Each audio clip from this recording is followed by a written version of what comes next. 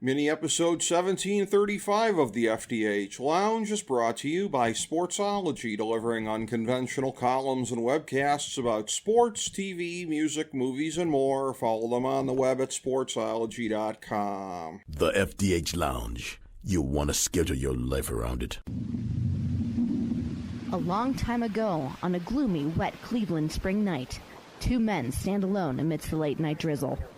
Their voices echo across the vacant station parking lot as they debate the merits of the great American radio show that have been missing for far too long.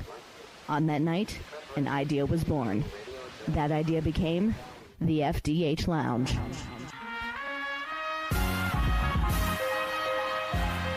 Welcome to the FDH Lounge. Welcome to mini episode 1735 of the FDH Lounge. This is FDH Managing Partner Rick Morris, here today to examine this unique moment in history after the unprecedented circumstances of the June 2024 presidential debate. There are some echoes of history in the elements that are unfolding now, and we're going to examine 5 of them from the last century plus. Number 5, 1919. President Wilson is hit by a severe stroke and struggles through the last year and a half of his presidency. His wife Edith works very hard to conceal the full scope of his problems. Sound familiar yet? Wilson tries to run for re-election in 1920, but is thwarted by party leaders who put together a makeshift alternative that got squashed in the election. We'll see if past becomes prologue on that aspect. Number 4. Having survived, both literally and politically, a heart attack 2 years earlier, President Eisenhower suffers, you guessed it, a stroke that severely compromises him.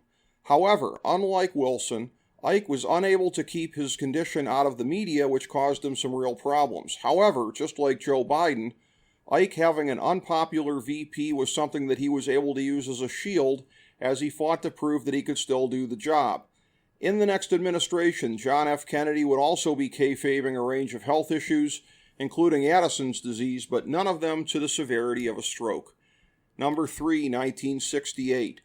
This is where the health parallels to this moment fade and the political realities come in. President Johnson was facing great unpopularity, in part due to the conduct of a controversial war, while facing what would be a wave of protests at the convention in Chicago that summer. Sound familiar? So Johnson got out of the race in late March, shocking the nation in a televised address and becoming the last president to bow out of a re-election race. But he would not leave office before the end of his term. His successor would.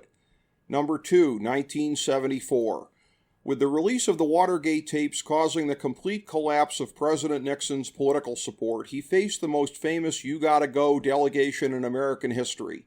The 1964 presidential nominee, Senator Barry Goldwater, along with the Republican leaders in Congress, Senator Hugh Scott and Congressman John Rhodes, met with Nixon in that fateful last week, and their dire advice probably marked the end of the president's efforts to survive the crisis. Right now, political observers are anticipating potentially a similar high-level party delegation descending on Biden to tell him that time's up.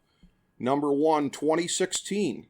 Biden's opponent in the 2024 race, Donald Trump, narrowly survived the release of the Access Hollywood tapes, which featured him bragging about grabbing women by the, let's say, hoo-ha.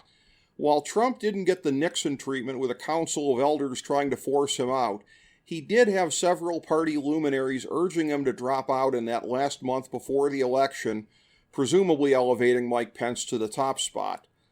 Trump predictably refused, wrote it out, and went on to win the election. Ironically, for as much as Biden hates Trump, he's hoping to emulate the orange guy's path to the presidency in 2016. But Biden is facing a much tougher obstacle: widespread public terror about having his diminished capacity manning the nuclear button until January 2029. Past presidents survived health scares by keeping the full extent from the public. Biden's moments of complete confusion in the debate occurred before a global audience. So we're in a place we've never been before. Strap in for a bumpy ride. Thank you for joining us for this mini episode of the FDH Lounge.